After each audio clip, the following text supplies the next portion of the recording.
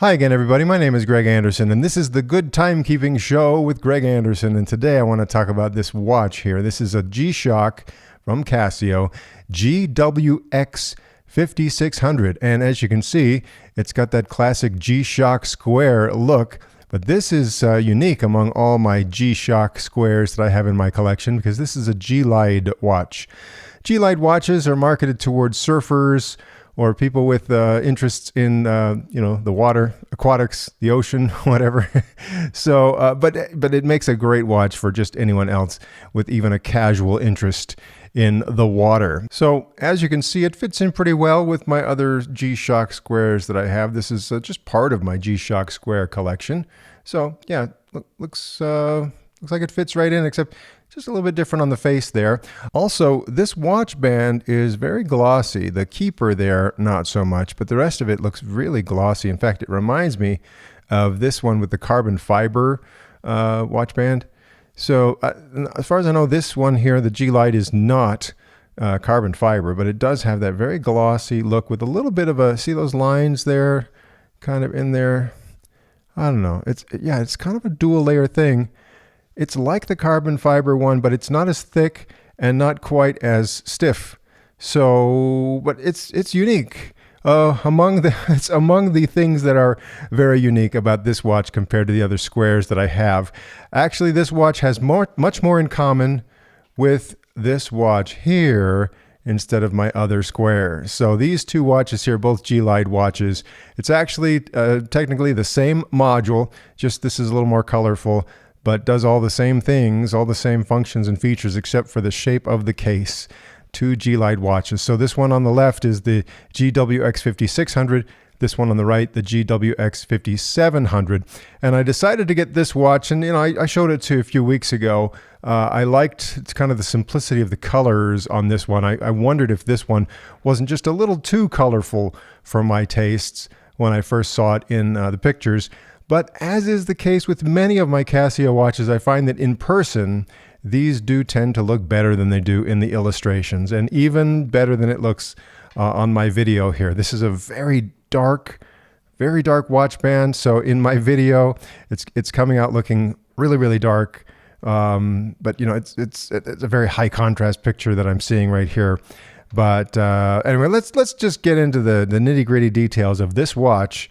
And again, if you've already seen my video about this watch, it's going to seem like deja vu, but let's go through it anyway if you're looking for that G-LIDE square.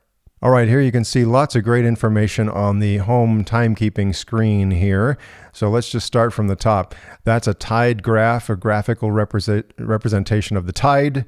That's the moon over there, the phase of the moon, a graphical representation. RCVD means that it has recently received atomic time information to set itself to the exact correct time and date. PS means power save. The power save mode is enabled, and I can tell you more about that in a moment. Of course, here you have the day of the week and the month and date of the month. The time in a 6-digit format there. This can be either AM, PM format or the 24-hour format. This is also telling me that daylight saving time is being displayed at the moment. Down here, some indicators showing you whether the snooze alarm and or some other alarm is active. They're not active right now, but the hourly signal is active, so you've got a little indicator right there. Low, medium, or high on the battery. It's showing me that it's high right now. This has a tough solar feature from Casio, which means the face of the watch contains a solar cell, a little tiny solar panel, so it will charge itself with normal exposure to everyday lighting conditions. That'll be enough light to keep that power supply topped off, and right now it's in the high charge state. Also, a multiband 6, I should explain that really quickly. I know I've explained it many times already, but in case you haven't heard, that means there's a radio receiver built into this watch, and it's tuned in to receive atomic time information from any of 6 transmitters in different parts of the world. So, there is a transmitter in China. There are 2 in Japan. There's one in the UK and one in Germany, and then, of course, here in North America, WWVB out of Fort Collins, Colorado. And so if you are within range and you got good radio reception for any of those 6 transmitters, And if the watch is set to the right time zone to tune into the proper transmitter, then it will set itself to the right time. It'll start trying every night at midnight, and it'll try for a few minutes. And if it's not successful, it'll try again the next hour. And if it's not successful, it'll try again the next hour, up to 6 times a night. But the first time it is successful that night, it'll stop trying again until the next night at midnight. So it's a great way to keep the watch perfectly synchronized to the right time, right down to the second. If you are unable to use that multiband 6 function because maybe you're just out of range of a multiband 6 transmitter, or there's some radio reception problem where you are, then the watch will run like a normal quartz watch, accurate to within, I think it's 15 seconds a month. I don't know. It varies on different Casio models. Sometimes it's 15 seconds, sometimes 20, sometimes 30. I think this one is 15 seconds. You can look it up for sure. If you want to download the manual from Casio, look up module 3215, and that'll give you all the nitty-gritty from Casio, their official specifications on this and how to go through all the modes and do all the things you want to do with the watch. But I'll also explain it right now. 200 meter rather, 20 bar water resistance. So 200 meters down. I think you're going to have more trouble staying alive under that pressure before worrying about whether or not the watch is okay. So if you're a very serious diver, then you know more about how to dive with watches. But 20 bar water resistance, that's going to do the job for 99% of all of us who need a water resistant watch. You're good to go. All right, let's go through the modes really quick. Right now, again, this is the main timekeeping mode. If I push this button down here, marked mode, then I see the tide mode, and this is going to tell me, 6 a.m. What's the tide going to be doing at that point? And so it's showing me that I'll have high tide around 6 a.m. But I can scroll forward with this button down here that's marked receiving on the bottom right, and it'll kind of show me how the tide changes as I go through and advance to different times for this day. The other thing I can do in this mode, if I push, let's see, it's the adjust button there, just tap that, and it shows me the phase of the moon, and it shows me that we're at 12.1 days since the new moon. So we're almost at the full moon, and this little graphical representation is showing us what the moon would look like tonight. When I look outside when the moon comes up, that'll show me. It'll just be a little sliver of a dark moon, but most of it is all lit up there. Now, when you're in this mode here, if I use this button down here on the right side, I can scroll ahead to other days. So if I go like way ahead, let's go, to, about a week from now, we're at 19.1 days, and see how the phase of the moon has changed in that graphical representation. So we go up to, 22.1 days on the 10th, and it's kind of a half moon there, as you can see. Now, it has a function here. If I press and hold the adjust button here momentarily, I could set the high time to a different time. If I look it up somehow and I say, well, hang on June 10th, high tide's going to be some other time, I can go in here and I can manually adjust that to what I think is going to be correct for where I am. I'm not going to worry about that right now, but if I tap the mode button here, then north-south or south-north, I can, basically what this is saying is depending on where you're looking at the moon, if you're looking from the southern hemisphere towards the north or the northern hemisphere, you can kind of reverse that, and that affects the graphical representation of the moon there. So, the other side is lit up. But I think the proper side for me is going to be back to that north pointing to south setting right there. But anyway, that's just one of the things. You may not ever have to adjust that, but if you ever need to, that's how you do it. Okay, I'm going to go to the next mode here real quick. This is my world time mode, and I can set this to another time zone in different parts of the world, and it'll show me the date and the time in that other place. So very similar to what I have on my other G-Shock squares. If you're familiar with G-Shock squares, you know about the world time mode. The next mode is the alarm mode, and with this one, you have the hourly signal, which I can turn on or off using this adjust button, just tapping that. Or if I use this button on the bottom right, I can show what the other alarms are set to. So let's say I want to turn on that 7 o'clock alarm, tap the adjust button and it's on, and there's an indicator there showing me that an alarm is set to go. And now it's not. If I go to the fifth alarm, so there are 5 daily alarms, but the fifth one is a snooze alarm.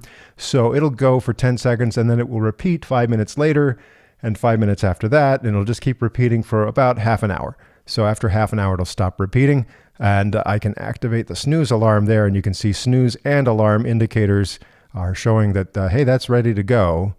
But I'm going to take it back to the way it was and have only the hourly signal ready to go.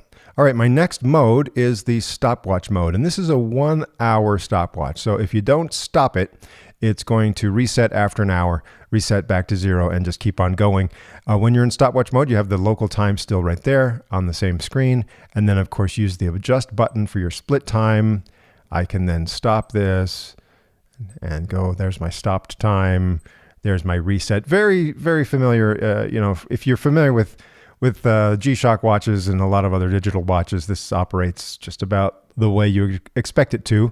But this one's a little bit different. The countdown timer. This is unique among all my Casio watches, except for this one that has the same module. But let me show you how this countdown timer works. So if I go up here and I adjust this, and let's say we're going to make the countdown timer that interval. We're just going to make it a short one. Let's make it, let's see, it goes up by 5s. Let's make it 15 seconds for that. Now, if I press mode, there's a second interval. So I could say, well, let's make the second interval, let's see, I'm going to make it short so I can demonstrate. We'll make it just 10 seconds. Okay, then I press the mode button again, and it asks me how many times I would like this alarm to repeat. So if I press that and just make it 1, well, it's not going to repeat. It's only going to go 1 time.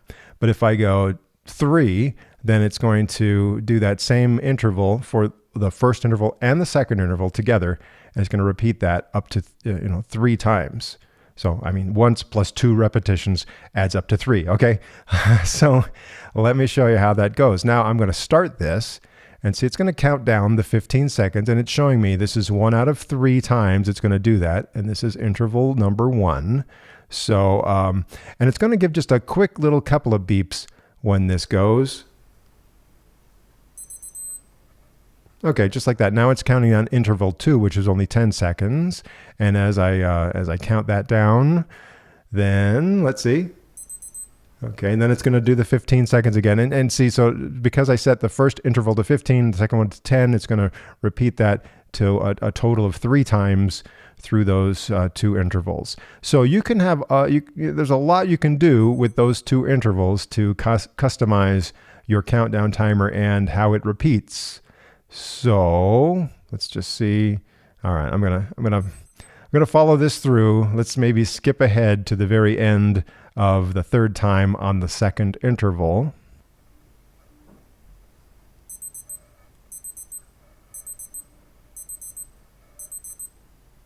Okay, so then when it gets to that very last one, it beeps more than it did while it was counting down. So there's a lot you can do to customize this, and it's kind of fun. Like let's just go take a look here for sure.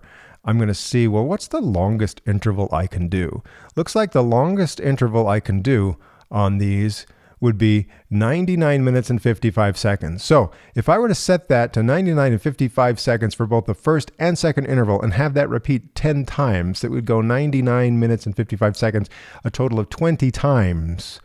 So that's your maximum duration on the countdown timers for that one. But again, there are any number of things you can do. Let's say I only want 1 interval and I really don't want the second interval to do anything, then I just set that to 0. And then it'll just count down the first interval however many times I've set it to count. So have some fun with that. I'm not going to go through too many other demonstrations, but if you get this watch, you can play with that if you want. And then after that, we're back to the normal timekeeping screen. So this is where I normally show you how to set up a watch. Okay, after I've shown you all the things it can do, your initial setup, let's go from this main timekeeping screen and we'll press the adjust button until things start to blink. First thing you're going to do when you're first setting up this watch is set it to the correct time zone. For me, it's the Mountain Time Zone here in the United States. So that's named after a major city in the time zone, in this case being Denver. So, but if I can push this button on the lower right, I can scroll ahead as though I'm going eastward on the map. I could make that Chicago, New York, whatever. Just go all around the world, or I can back that up and I'm going to take it back. Actually, what I'm going to do is I'm going to take this back to Los Angeles, because I'm going to show you something in just a moment. Okay, and then if I keep pressing the mode button, this is where daylight saving time can be changed automatically, or I could have it off all the time, so it's only going to show standard time, and that would be useful for like Arizona, for example. Or I could be on all the time, or just again automatically changing for that. Next, this is where I choose either 12-hour or 24-hour display on the watch. Here I can manually set the time and the date. And then what happens is if I set it to something other than the correct time and date, then the next time it's able to receive that atomic time information with Multiband 6, it's going to overwrite my setting with whatever it picks up from the atomic clock. But if I'm having trouble setting it using that atomic clock, then I can manually set that for sure. Okay, go through all of those. Next up is key. So there's a little beep every time you press a button to change modes. You can mute that just like that. And it's still going to make a sound when it's the end of a countdown timer or when the alarm goes off, but it's not going to make beeps, for all the other times that you change modes and all that stuff. If you put it in mute, I'll leave it on key for now, so it's a little bit more noisy. The backlight, there's an automatic backlight function if you want to, or you can just use this button up here for the backlight. And the backlight duration can either be 1.5 seconds or 3 seconds. You can set that right there. Lots of people prefer the shorter duration so it won't drain the battery so much, but since this is rechargeable, I'm not going to worry about that. It's very easy to top off that power. And then power save. Now this is a function where if the watch is left alone at night, then there's a sensor in there to sense that it's not moving. And there's also a sensor using the power, the solar cell to know that it's in the dark. So if it's not moving and it's in the dark, then when power save mode is active, it's going to put it to sleep. It's going to make the display turn off to save power. And then it's going to come back on if you press any button, or in the morning when things start to get light again, it's exposed to light, the display will come back on. Or if you kind of move it, shake it up, then the display will come back on. But that's how power save and that sleep mode work. And now you're back there. But there's one more thing you can do here to customize your tide display here. Right now, by default, I've got it in the Los Angeles time zone. So it's going to show me the tide information specific to Los Angeles, but maybe it's a little bit different in other places. So what I'll do while this is still blinking, I'll tap the adjust button, and it's going to allow me to set some other place in that time zone for more specific tide information. So it could be San Francisco, or I can scroll through here. Monterey is another one you can choose. This is, what is it? Port San Luis. Okay. And again, you can see that there are some other options there programmed into the watch. Santa Barbara. There's Santa Monica. There's just other things. LA, Harbor.